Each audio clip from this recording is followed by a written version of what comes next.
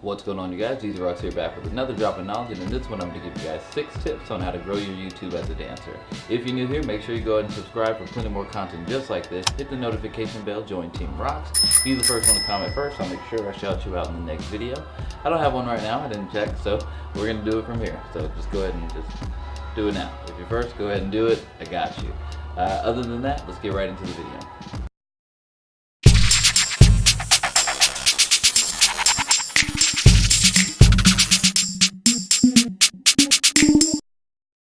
So this video is primarily for dancers who have a YouTube or are thinking about starting a YouTube, and you want to understand how to get your views up, how to get your subscribers up past that 1,000 so you can start to monetize and grow your YouTube.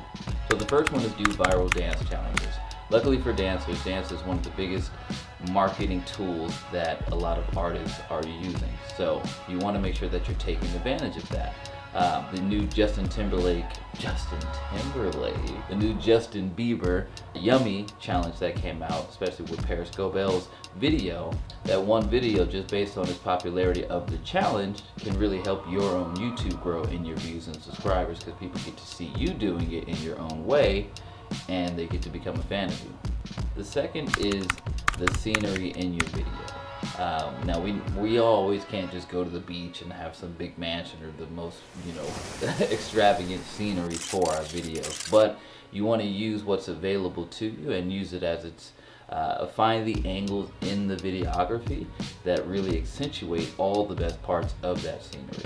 You want to make sure that your thumbnail really is eye-catching, you know what I mean? And that means using the same kind of tools that you're using to set up your scenery. Use that as a means to use your thumbnail. Like, you set up the whole scene, make sure that you're having that plan in your mind to make a thumbnail as well out of it, so you can get the best visually appealing thumbnail. That's not, if you have to do a screen grab, that's cool, but you want to make sure that you try to plan it out and use everything that you can that you've already set up, and kill 2 birds with 1 stone, or feed 2 birds with 1 stone, as PETA would like everybody to say. Number 4, seems pretty obvious, but do popular songs.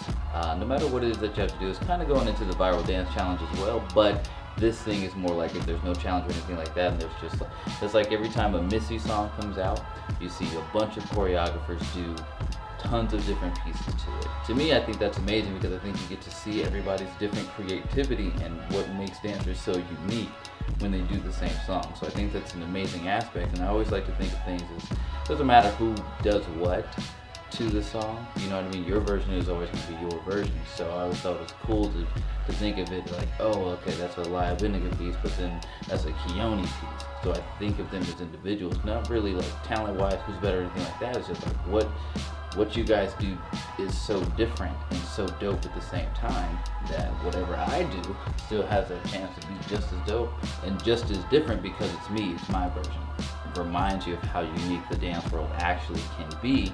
So to be able to use that to create your own, and again use the popularity of an already popular song and use that as a marketing tool to push yourself, is only going to help. Alright, number 5 is your tags and description and your title. Those 3 things we kind of get a little bit lazy about as dancers. We just kind of put our name and then what the song is and then choreography. That's cool, but we do have to think about how to make the title just as appealing. How do we catch people from the title, and then when they read the description, how do we catch them from there? But the biggest thing is your tags. How you tag it is how it's seen. So you have to be really, really creative when it comes to dance. Like, when people look up dance, how are they looking this up? What words are they using? I feel like lit is a pretty popular word, so everybody will be using that, but you gotta be creative in your tags and make sure that you're using the right ones, and make sure that it's getting the most views it can possibly get. And the last one is, when you set up your channel, make sure it's easily accessible. Don't just like have your uploads and that's it, that's your only playlist. You want to make sure that you have your playlists are set up in a way that you can set it up on your page. That's what you want people to look at the most at the top, and then from there you go to what I want you the least to look at. You want people to really like go through your whole page. and like, oh dang, like what's this, what's this. If you have just nothing set up, then it's going to be hard to access. People aren't going to search that hard. You want to make it easy for them so their attention span stays on your YouTube and stays there. So set up your YouTube, use your playlist, and make sure that it's comprehensible for anybody to just click on quick, be a fan, subscribe, and get down on your content. Yeah, other than that, I hope that helps. Get in the comment box, let me know what you guys think. If you haven't already, go ahead and subscribe, hit the notification bell, join Team Rocks, hit the like.